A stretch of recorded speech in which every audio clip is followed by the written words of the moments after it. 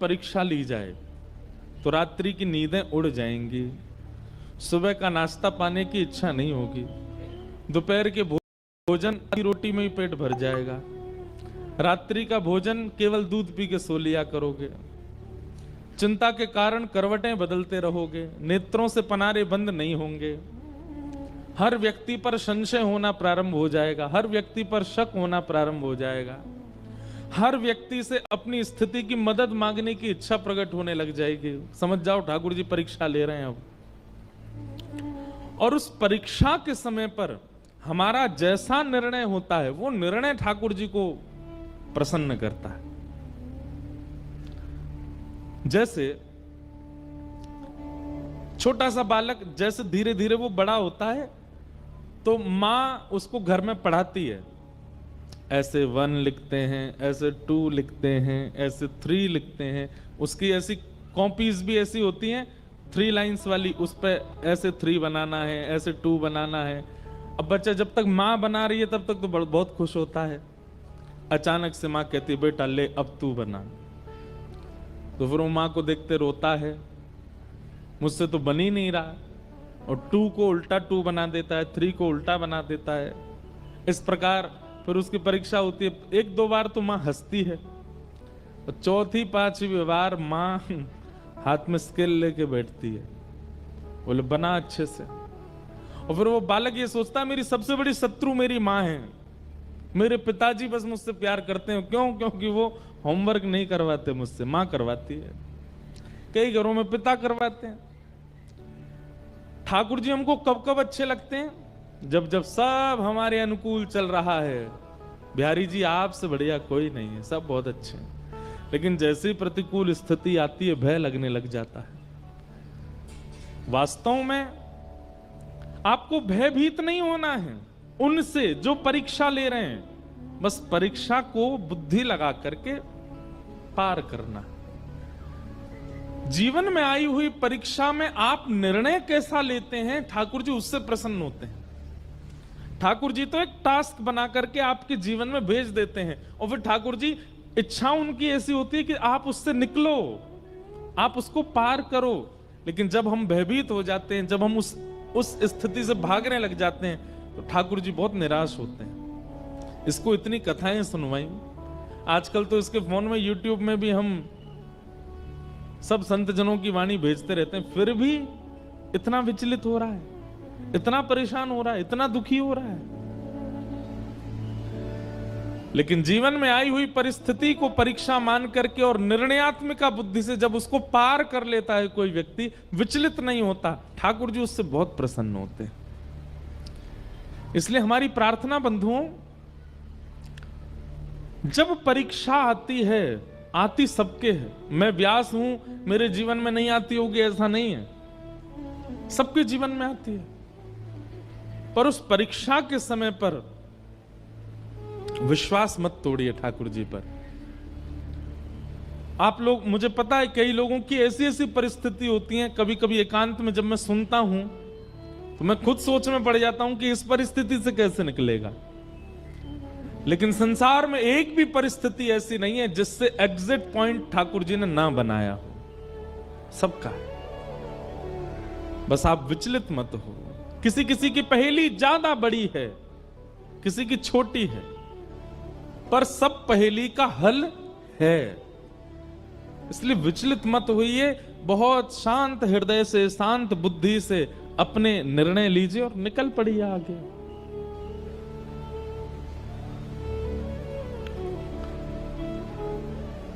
ठाकुर जी की प्रसन्नता नाम जप से है, ठाकुर जी की प्रसन्नता वैष्णव तिलक धारण से है, ठाकुर जी की प्रसन्नता एकादशी व्रत धारण से है।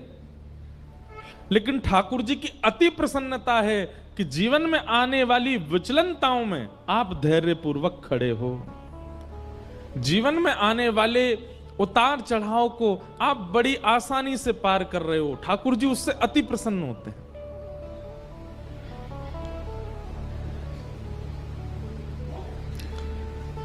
द्रौपदी और पांडवों के प्रति जो ठाकुर जी का प्रेम है ना, वो इसीलिए है क्योंकि इतनी परिस्थितियां आई और पांडव टूटे नहीं, द्रौपदी टूटी नहीं।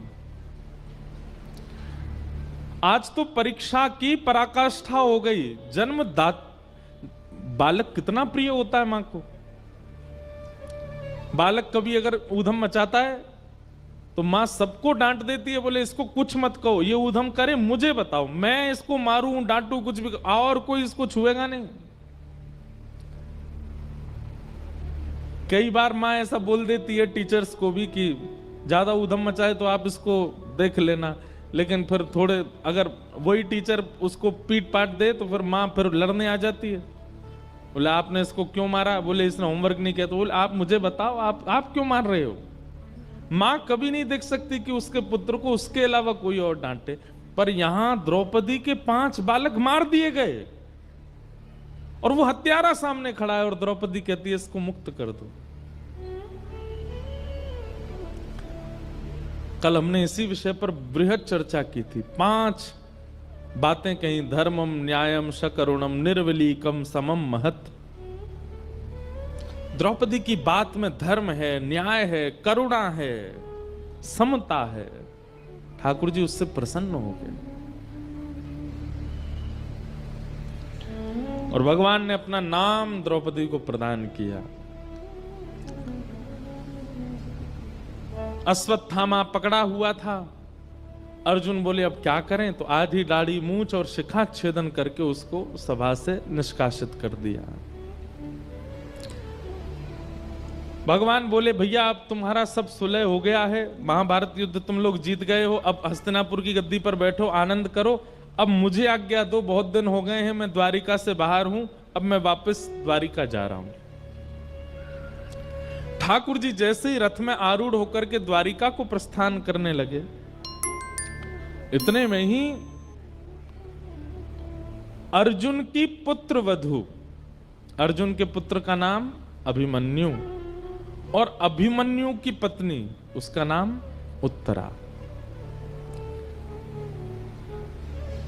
उत्तरा भगवान की ओर दौड़ी दौड़ी चली आ रही है और दोनों भुजाएं उठा करके ठाकुर जी से क्षमा याचना करती हुई रक्षा की कामना कर रही है।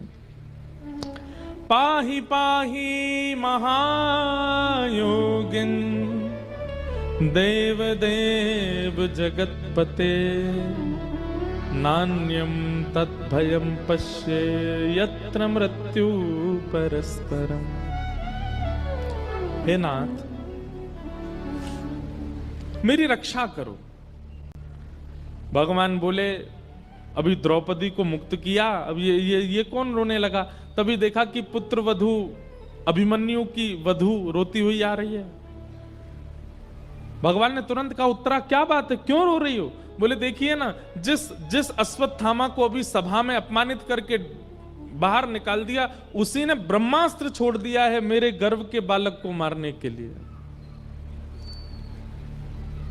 भगवान ने जैसे ही ब्रह्मास्त्र को देखा तो अंगुष्ठ मात्र एक और रूप धारण किया। एक रूप से तो सामने खड़े हैं और एक रूप से अंगुष्ठ मात्र रूप धारण करके गर्भ में प्रवेश किया और भगवान की गदा का नाम है चक्रा। क्या नाम है? ठाकुर जी की गदा का नाम है चक्रा।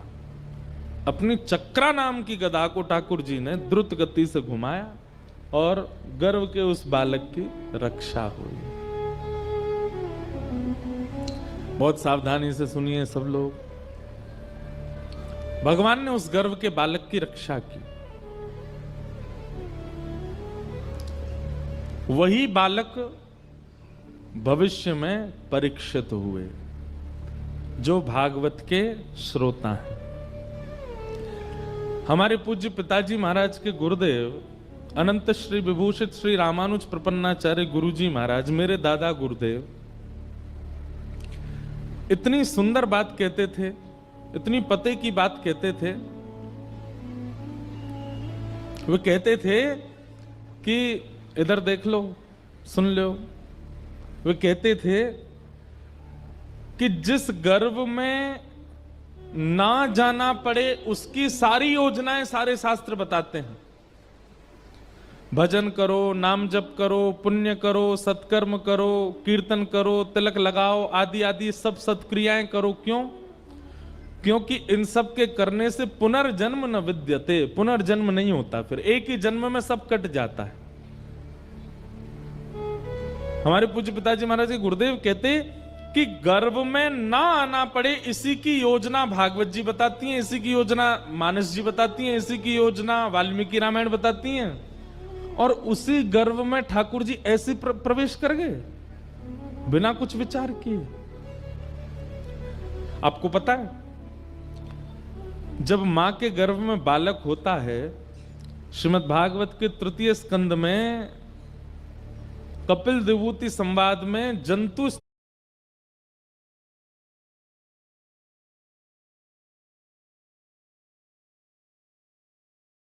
स्तुति है, वहां पर भगवान कहते हैं कि नरक से भी ज्यादा कष्टदायी होता है मातृगर्भ। कभी आपको अवसर लगे, हमने एक कथा की थी नासिक में 1 महीना की, उस कथा में आप लोग सुनिएगा, वहां कपिल विभूति संवाद हमने विस्तार से कहा था। तब वहां ये स्तुति गाई थी कि गर्भ का बालक जो स्तुति गाता है वो स्तुति कैसे करता है। गर्भ के बालक की इतनी भयावह परिस्थिति होती है, जरा सी दुर्गंध आ जाए तो हमसे बैठ पाना मुश्किल होता है, लेकिन मलमूत्र के भरे हुए एक टब में वो बालक उल्टा पड़ा ही रहता है 9 महीने तक। और ऐसा कहते हैं कि उसकी जो त्वचा होती है वो इतनी कोमल होती है, और मां के पेट के जीवाणु धीमे धीमे उसको काटते हैं, कभी कभी इतनी पीड़ा देते हैं। जब 7वें महीने में बालक आ जाता है ना, तो भगवान से हाथ जोड़ता है, हे विधाता मुझे यहां से निकालो कैसे भी, मैं बहुत परेशान हूं। भगवान कहते हैं जन्म लेके तुम वही सब करोगे, उल्टे सीधे काम, छल कपट बाजी, खाना पीना, मदिरा उड़ाना, ये सब की करो। बोले आपको सौगंध खा के कह रहा हूं, इतना भजन करूंगा कि दोबारा यहां ना आना पड़े मुझे। लेकिन जैसे ही जन्म लेता है, पहचानना प्रारंभ करता है, ये बुआ है, ये फूफा है, ये चाचा हैं, ये चाची हैं, ये दादी हैं, ये दादा हैं, ये पत्नी है, ये बच्चे हैं। धीरे धीरे भूल जाता है ठाकुर जी को दिया हुआ वचन। बीच बीच में ठाकुर जी संदेशा भिजवाते हैं गुरुजनों के द्वारा, हाँ भाई कथा सुन लो, ये सब क्या सुनना हमको। और फिर से उसी गर्भ में जाने की पूरी योजना बना लेता है, क्रियाओं को खराब करके, स्वभाव को गंदा करके, दूसरों के साथ छल कपट करके क्या करते हैं हम, पुनर्गर्भ में आने की सारी योजना बनाते हैं। और सुनिए, कर्म के अनुसार पुनर्गर्भ मिलेगा तो कई लोगों को लगता है इसमें क्या बुराई है, ठीक है हम फिर से जन्म ले लेंगे, लेकिन कहां मिलेगा ये तो नहीं पता ना। हो सकता है मानव के गर्भ में नहीं गए, कुकर सुकर के गर्भ में गए, तो मानव तो फिर भी बहुत सदा हुआ भोजन करता है, वो लोग तो कुछ भी खा लेते हैं, और वो जो खाते हैं वो सब बालक को पीड़ा देते हैं भीतर। कई बार तो आपको विश्वास नहीं होगा, जन्म दे के जानवरों की जो माताएं होती हैं वो जन्म दे के अपने बालकों को ही खा जाती हैं। अब सोचो, कोई आना चाहता है, पुनर्जन्म लेना चाहता है, लेकिन फिर भी अपनी क्रिया नहीं सुधारता, स्वभाव नहीं सुधारता, अपने वचन नहीं सुधारता, अपने नियम नहीं सुधारता, योजना पूरी बनाता है पुनर्जन्म की। तो पूरी बात हम ये कहना चाहते हैं कि पुनर्जन्म लेना पड़े, उसी की योजनाएं सारी बताई गई। मातृगर्भ में ना आना पड़े, पीड़ा ना सहनी पड़े, उसी की योजना सब बनाते हैं। तो फिर भगवान कैसे उत्तरा के गर्भ में प्रवेश कर गए। हमारे पूज्य गुरुदेव भगवान, दादा गुरुदेव भगवान कहते कि भैया परीक्षित राजा है इसलिए बचाने गए नहीं, परीक्षित अर्जुन का होने वाला नाती है इसलिए बचाने गए। द्रौपदी के पुत्रों को भी बचा सकते थे ठाकुर जी, ये उत्तरा के गर्भ के बालकों को क्यों बचाया भगवान ने। तब गुरुदेव भगवान कहते हैं क्योंकि ठाकुर जी को पता है कि भविष्य में मेरी कथा का प्रथम श्रोता होगा, ये मेरी कथा का श्रोता बनने वाला है। ठाकुर जी को अपना कथा का श्रोता इतना प्रिय है कि उस प्रिय श्रोता की रक्षा के लिए गदा लेकर के ठाकुर जी गर्भ में प्रवेश किए और ब्रह्मास्त्र को नष्ट कर दिया। इसलिए आप यदि कथा में बैठे हैं तो अपना सौभाग्य मनाइए। ठाकुर जी को श्रोता इतने प्रिय हैं कि श्रोताओं के लिए ठाकुर जी गर्भ में प्रवेश करके रक्षा कर देते हैं। और केवल श्रोता की रक्षा नहीं करी है भगवान ने, वहां वक्ता श्री शुकाचार्य जी महाराज, उन्होंने भी जन्म बाद में लिया, गर्भ में मातृ दर्शन, भगवत दर्शन पहले किया।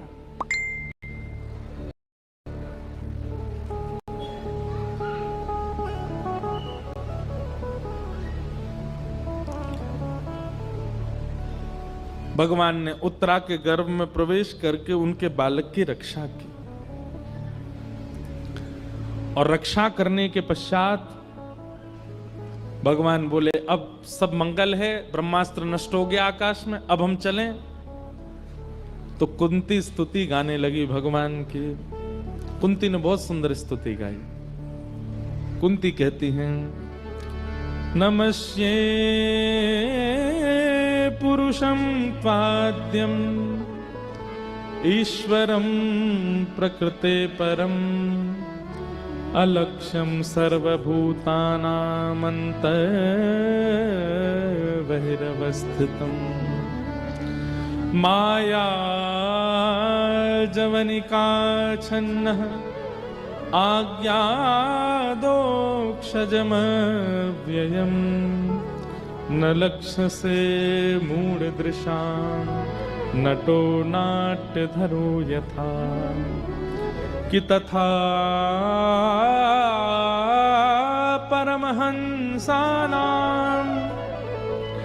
मुनीनां अमलाशनां भक्तियोग विधानार्थं कथं पश्येम हि स्त्रियः।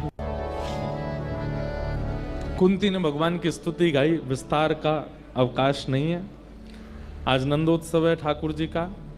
अभी प्रथम स्कंद पर हम हैं, धीमे धीमे सब प्रसंगों को स्पर्श करते हुए चलेंगे आगे। कुंती ने भगवान की स्तुति गाई। भगवान कुंती की स्तुति सुन के अब द्वारिका प्रस्थान करने लगे। तो पांडवों में श्री युधिष्ठिर जी रोने लगे। भगवान ने युधिष्ठिर की ओर देखा, क्यों रो रहे हो भैया? तब युधिष्ठिर के मन में आया कि मैंने बहुत बड़ा अत्याचार कर दिया महाभारत युद्ध के द्वारा, मुझे नरक जाने से कोई नहीं बचा पाएगा। तब भगवान ने सोचा कि मेरे संग रहते हुए मेरी आज्ञा से युद्ध करने पर भी इनको संशय है अपनी गति पर। समझ रहे हैं बात को? बहुत ध्यान से सुनिए सब लोग। ठाकुर जी कह रहे हैं कि मैं साथ खड़ा था और पूरा युद्ध का नेतृत्व मैं कर रहा था, फिर भी युधिष्ठिर को संशय है अपनी गति पर। आप यदि भागवत सुनते हैं, आप यदि कथा श्रवण करते हैं, सत्संग करते हैं, रसिक जनों की वाणी सुनते हैं, और उसके बाद कभी आपको संशय होने लग जाता है अपने जीवन पर, ठाकुर जी को बहुत पीड़ा होती है, तो फिर कथा क्यों सुनते हो? रसिक जनों की वाणी क्यों सुनते हो? आपको अपने जीवन पर संशय कैसे हो सकता है?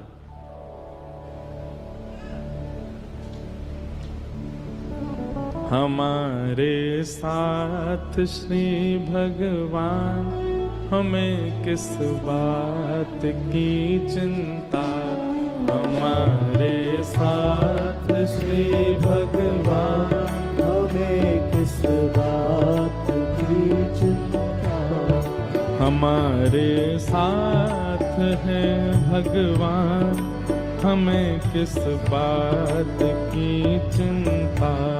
हमारे साथ है भगवान, हमें किस बात की चिंता। हमें किस बात की चिंता, हमें किस बात की चिंता।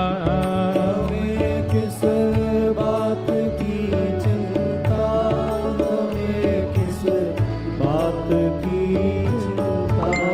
हमारे साथ हैं भगवान, हमें किस बात की चिंता। हमारे साथ है भगवान, हमें किस बात की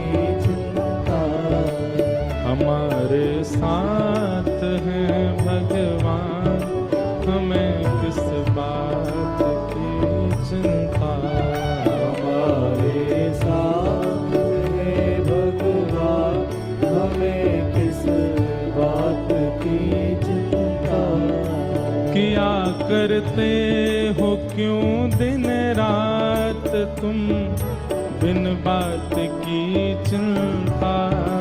क्या करते हो तुम दिन रात क्यों बिन बात की चिंता। तेरे स्वामी को रहती है तेरी हर बात की चिंता। तेरे स्वामी को रहती है तेरे हर बात की चिंता। ये भाव या ये बात केवल इसलिए कह रहे हैं कि आप लोगों ने अब कथा सुन ली है, आप लोग वृंदावन हो आए हो, एक बार गुरु दीक्षा ग्रहण कर ली है, किसी गुरु के परमाश्रित हो चुके हो। अब आप लोगों को अपने जीवन पर संशय नहीं होना चाहिए, चिंता नहीं होनी चाहिए। विश्वास कीजिए, ठाकुर जी के समर्पित होने के बाद में अब ये भरोसा दृढ़ होना चाहिए कि बस अब चाहे जो हो जाए हमारे ऊपर कोई दिक्कत नहीं आने वाली। जैसे अर्जुन, पूरे महाभारत युद्ध में कौरवों के हर योद्धा का एक ही टारगेट है कि अर्जुन को घेरना है। युधिष्ठिर सामने से निकल जाता है ना तो योद्धा कहते कोई बात नहीं, इसको निकलने दो। भीम निकल जाता, निकलने दो। नकुल सहदेव अर्जुन को पकड़ो, कहां है? और अर्जुन ठाकुर जी के पीछे खड़ा है, बिल्कुल चिंता नहीं। अब आप सोचिए 18 दिन के युद्ध में एक बाण तो लगा होगा अर्जुन को। जब इतनी बड़ी सेना का एक ही केंद्र बिंदु है तो अर्जुन को एक बाण तो कहीं खरोंच ही आ गई होगी। कुछ नहीं हुआ अर्जुन को। क्यों? करिष्ये वचनम तव। ठाकुर जी को अपना रथ का सारथी बना करके उसने समर्पित कर दिया। मेरे जीवन की ये रथ डोर आपके हवाले, नाथ जहां ले चलो मैं तैयार हूं। और कौरवों के उस विशाल सेना के समुद्र को आकाश से जब देवता देखते थे ना, कौरवों की सेना ऐसे लगती थी जैसे कोई विशाल समुद्र में लहर उठ रही हो, और पांडवों की सेना ऐसी लगती थी जैसे 2-4 नदियां मिल गई हों। लेकिन उस विशाल कौरव सैन्य सिंधु को भगवान ने ऐसे पार करा दिया अर्जुन को, जैसे कोई छोटे से बालक को गाय के खुर का गड्ढा लंघवा देता। एक बार भी यदि जीवन में कथा का आश्रय और ठाकुर जी का आश्रय लिया है, फिर चिंतित मत होइएगा कि ध्रुव प्रहलाद गणिका गज अजामिल को उबारे।